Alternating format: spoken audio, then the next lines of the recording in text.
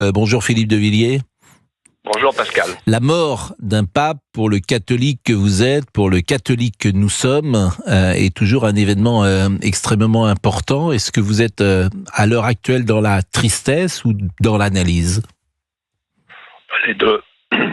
Dans la tristesse parce que on doit respecter la mort, et en particulier la mort d'un pape.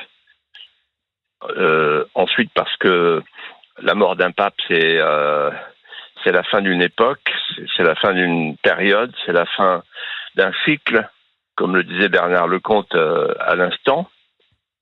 Mais moi, j'ajouterais ceci, on a le droit d'analyser, parce que le pape est un chef d'État, le pape est un chef d'Église. Et l'analyse que je fais est la suivante, en résumé. Comme chef d'État, je lui fais deux reproches qui sont pas minces. Le premier, c'est qu'il a toisé la France. Il lui a montré du mépris à plusieurs reprises. Quand il est allé à Strasbourg, au Parlement européen, il a dit « Je suis à Strasbourg, pas en France ». Quand il est allé à Marseille, auprès du cardinal Aveline, il a bien insisté en disant « Je suis à Marseille, je ne suis pas en France ». Et qu'est-ce qu'il voulait dire par là? Je viens visiter une ville multiculturelle.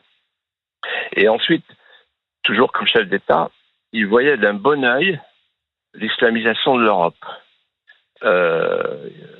Il a traité de vieille fille stérile, et le fait que l'Europe s'islamise était pour lui une bonne nouvelle.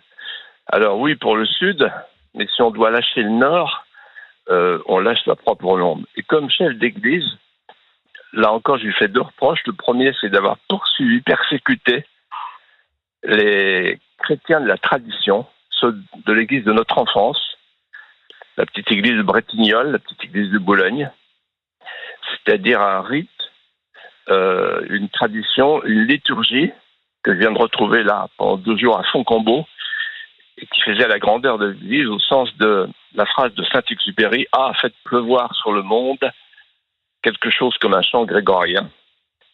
Et pendant qu'il poursuivait cette minorité-là, celle de la tradition, il en appelait à toutes les minorités à travers ce qu'il appelait les périphéries, donc les minorités de la diversité, les minorités ethniques, les minorités sexuelles, les minorités du wokisme. En fait, c'était un pape woke, le pape des minorités, le pape des périphéries. Et quand vous allez chercher les périphéries en connaissant en politique, et que vous négligez le noyau central, vous perdez tout.